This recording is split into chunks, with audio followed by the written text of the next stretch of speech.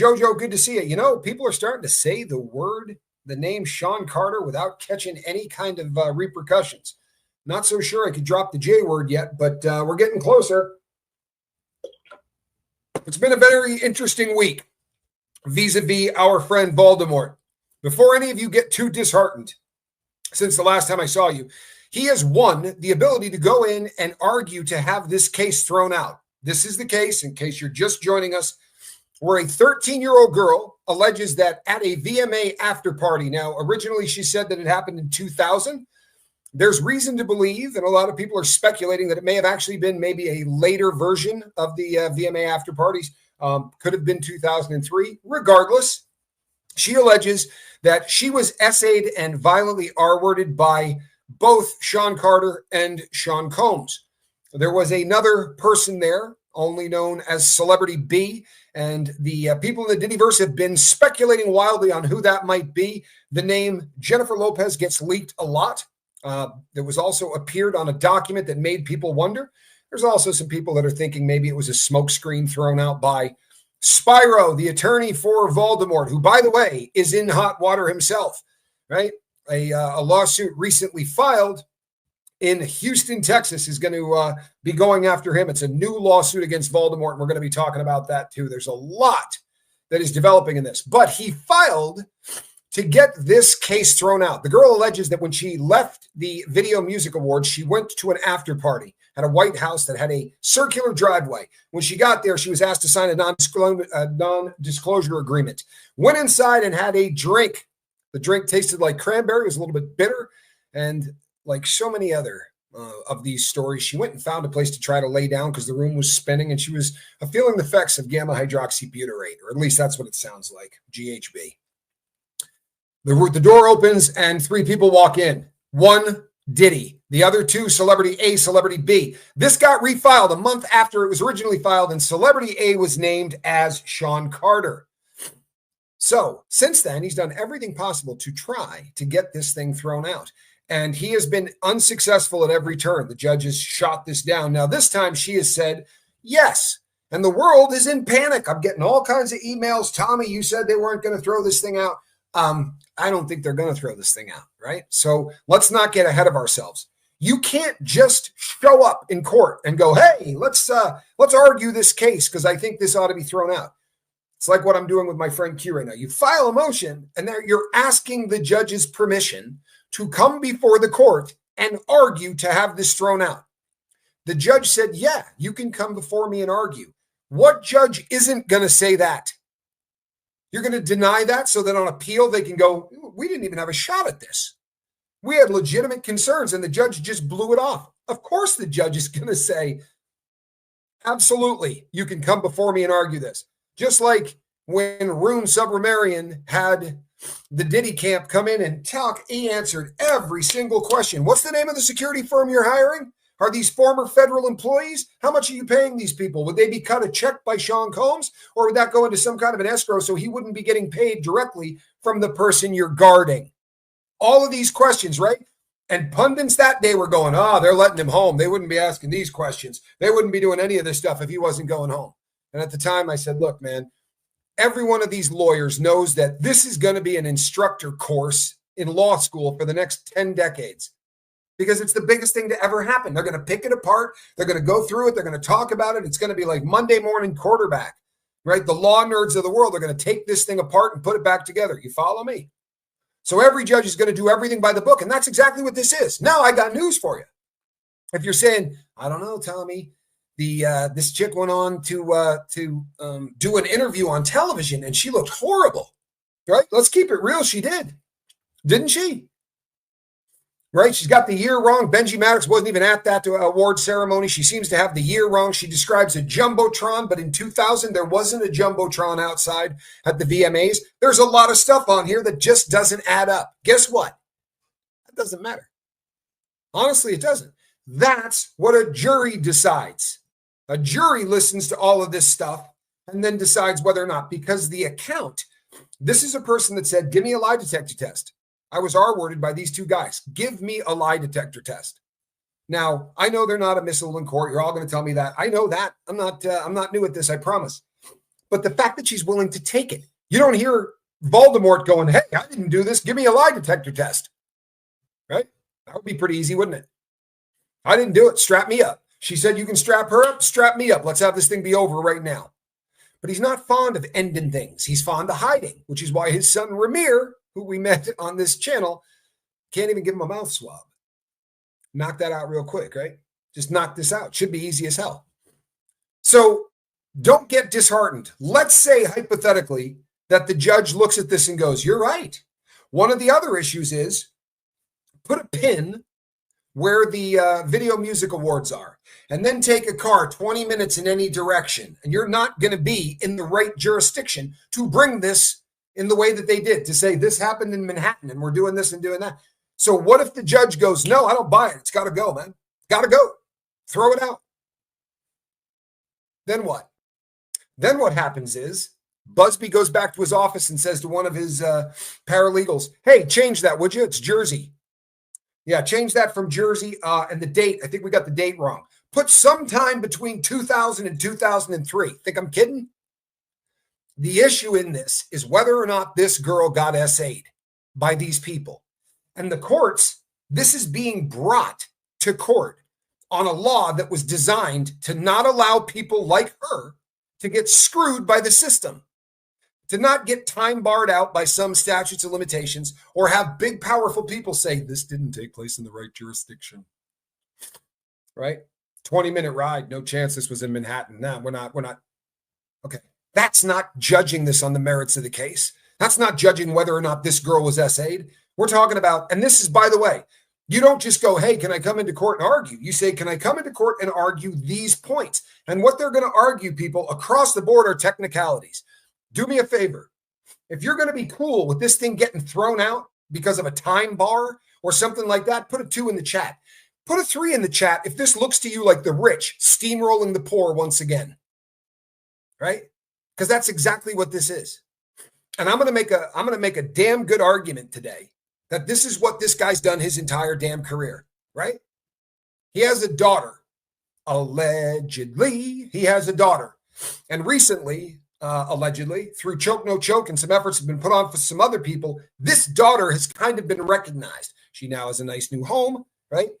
And there's some interaction between she and her alleged father, right? Which is what Ramir wanted, but hasn't got. You know why Ramir isn't going to get it? Because Ramir's mother was 16 years old. Get it? Ramir's mother was 16 years old when she gave birth to her son. So she either conceived at 15 or 16. That's an issue, right? And that's a big issue with where we're at right now, because these are the issues that are being discussed, right? Ad nauseum. Are these people taking their power and their privilege? Yeah, you heard me. You talk about privileged individuals? Holy hell. Take what they want, do what they want, destroy hotels, destroy whatever. $40,000 worth of damage after a freak off. How much freaking baby oil are you spraying around a room to do $40K in damage? Allegedly, there was another one that was approaching 6 figures. $100K in damage to a hotel room? Are you kidding me? Boy, those are some freak offs, man. Those are some freak offs. But if this thing gets thrown out, they're going to refile it. They're not going to throw it out and go, you can never bring this back. They're going to go, okay, go fix those issues, right? Apparently it wasn't in Manhattan. Go fix it. Because what they want to do is make sure that nobody gets screwed over, right? Which is literally what happens when you get these things time barred out or you get these things thrown out on technicalities. I'm not going to feel good about that.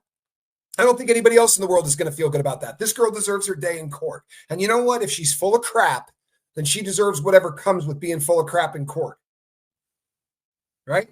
Plain and simple.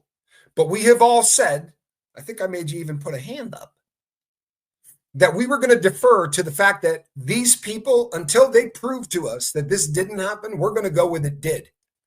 Now, how could a girl forget what year something like this happened? Are you kidding? Well, why did this person not come forward? 63% of people who are R-worded or SA'd never report it. They don't come forward later. They never report it. They die. They leave planet Earth, and they never tell anybody about it. 63%. Why is this a shocker that these people didn't come forward? They weren't in the normal pool of people, right? where 63% are going to bail. This is in a pool of people that believe that the person that just did this to him probably is willing to get him knocked off, right? We know if we believe the victims, and at this point, folks, I believe all of them. I do. I believe all of them. I don't think when you go into an office like Busby, you don't think he sits down and goes, do you know what this is going to do to you? You got any idea what this is going to look like? They're going to call you a whore. They're going to call you a slut. They're going to start talking about everybody you ever slept with. They're going to say that you were into this. They're going to say a lot of stuff that you don't want to hear or have your family or your kids hear. No one wants to go through this. The people that go through stuff like this go through it because they demand justice. Believe that. They're looking for a payday. You got any idea what it's like to have 200 people online hate you? I do. I can't imagine what it would be like to have a couple of million online coming after you. What these people are exposing themselves to is nothing shy of heroic, right? For real. But what does he do? He doesn't talk about the issues. He doesn't talk about anything. He goes after the attorneys. He goes after the process. And I'm sorry, but I am going to tell you my opinion. This is not the opinion of the Sean Atwood program. This is just simply the opinion of Tommy Scoville. They pay people off, right? They pay people off. They do whatever they got to do to make this crap go away, including paying people off. Now, allegedly, as I was saying earlier, there's a new lawsuit that's been filed. That's not alleged. What the lawsuit alleges is that guys from Rock Nation carrying fake Texas badges approached about 24 people, they say a few dozen, to try to get them to bring lawsuits against the Busby law firm and say stuff like, he whipped his junk out in the office. He gave me a venereal disease. He stole money. He lied to me about escrow. They have come up with all of these, but they're offering these people cash to bring these lawsuits. Now, this probably is going to not come as a shock to you, but that is considered bad form in the legal business. You don't pay people to bring lawsuits. So that is what has been alleged, and that's what's been filed. Now, Busby says, we got it on tape. We got it on tape. We were taping the attorney, and allegedly, it wasn't even a henchman. Allegedly, they were talking to the big dog at the law firm, and they've got that woman recorded, if you believe what Busby says. I find it hard to believe that they would file that stuff if it wasn't true. It is a federal offense. You bet it is. They don't like it when you pretend to be a cop or anybody else that has a badge. I've gotten in trouble for this. They take it very seriously. Honest, that was one of my go-tos. I used to use a fake badge to rob people that sold chemicals for a living. And they get salty if they find you with a fake badge. So, with all of this drama going on, the coolest thing is happening, right? We all know that Beyonce Knowles, first of all, I would like to thank Beyonce for this show and giving me the opportunity to come here and talk to the Sean Atwood people. Everybody in Hollywood seems to think that these two somehow have some kind of control over the entire industry. That's why people at Academy Awards thank Beyonce Knowles. That's why people who win Emmys or Grammys or anything else thank Beyonce Knowles, right? This is a recurring theme. It's also a recurring theme that no one wants to trash this guy. Everyone loves trashing Diddy, and you get a ton of views, you get a ton of clicks. It pays off if you trash Diddy. You see 10-1 Diddy content to Voldemort content. You think I'm wrong on that? 10-1? Give me a 2 in the chat if you think I'm close. If you think it's worse than that, give me a 3. People don't do stories on this cat. Now, one of the reasons is they demonetize our stuff. We still got to make a living, right? Some of us care a little less than others, right? I'll balance it out with enough Diddy to get paid because they're paying on Diddy. But allegedly, there's a lot of people out there that are alleging that even the people at TMZ aren't going after him. The people at the big channels aren't going after him. There's some kind of unwritten rule that you just don't talk about the king and queen of hip hop, except it's not happening anymore, right? Joke, no joke. You've seen that interview, I'm sure. A lot of other people are doing interviews, and there's a good story that's getting traction. And this is a story that's old. I heard this story a long time ago, but it kind of went away. As so often happens, the story kind of went away. But this is the story of there's an entertainer out there, right, that allegedly had a relationship with Beyonce Knowles. And this rapper, who is no longer with us, by the way, this rapper, Pimp C, allegedly had a relationship with Beyonce, and he allegedly filmed it. And his friends had popped up on a bunch of different big morning shows. I'm not going to say the name of any of them, but you know the kind of shows I'm talking about, right? Really famous people host them. They've got millions of followers. But they went on there and said he's got a video cassette, right, of him with a very famous woman in the music industry, in flagrant delicto, or whatever they call it, right? Doing the nasty, making the beast with two backs on film. And they said this puppy would break the internet. Like if this were to be released, this would shut down the internet.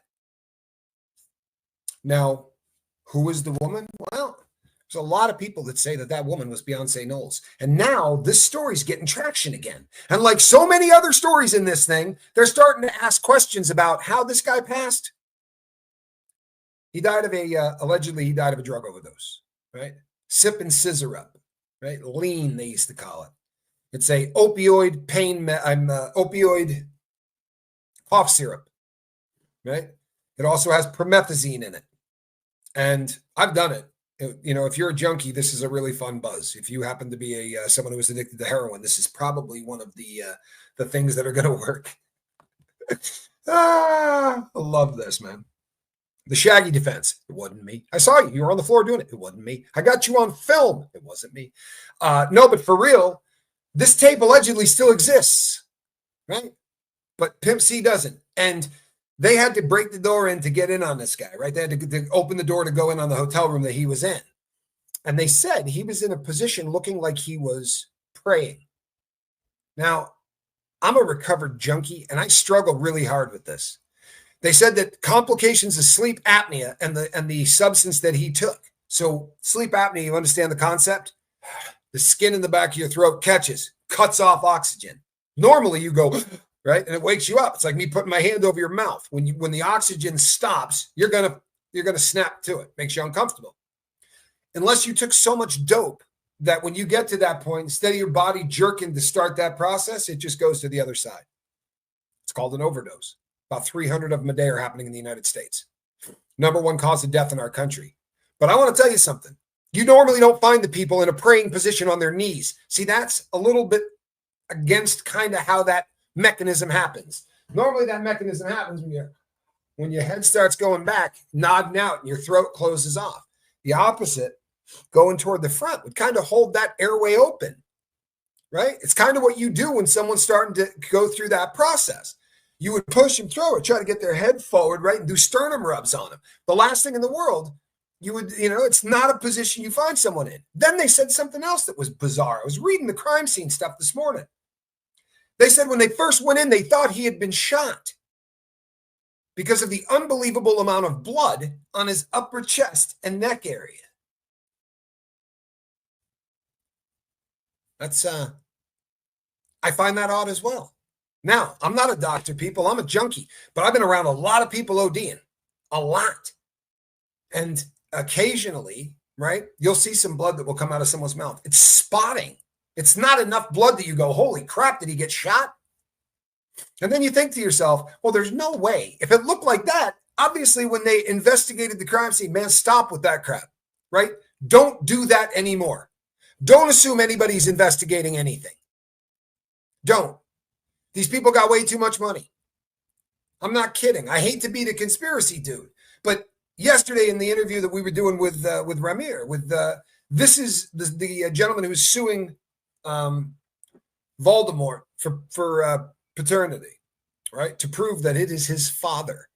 The things that they've been able to do in court, like courts that go, yeah, he doesn't have a property in Jersey, so there's no standing to sue in this state. They go in and go, here's the deed to the property. Here's dude's name, right? Everything on it matches. And the court goes, wasn't him. Think that's a clerical error? Huh? Then the top court says, no, fix that. The bottom court doesn't. Another clerical error? Nah, man. Nah, everybody's in the tank for this dude. But in the last 7 days, people are coming forward. There are all kinds of people. Did you happen to catch a tweet from Foxy Brown? All right, since the last time I saw you, right? Since the last time I saw you, there has been a lot of really odd things that have been going on. First, let me do this here. Hi from Scotland. Caught you live. Watch you on the lifeboat too. I appreciate that. I really do. Congrats to you and Reese and the work you both do. Thank you so much. Man, that I appreciate the hell out of that. And I'm glad all of you, there's a lot of you I see. Electric Boogaloo, good to see. A lot of people here that I see from the lifeboat. Means the world to me that you guys come over and support us over here on the Atwood channel. And for all of the Atwood people that are coming over to the lifeboat, that also means the word to me. If you got a wrench, toss my link up there. If you guys haven't hit subscribe, please do. And speaking of Reese, my fiance, for those that don't know, I got engaged on New Year's Eve. So I am in the process of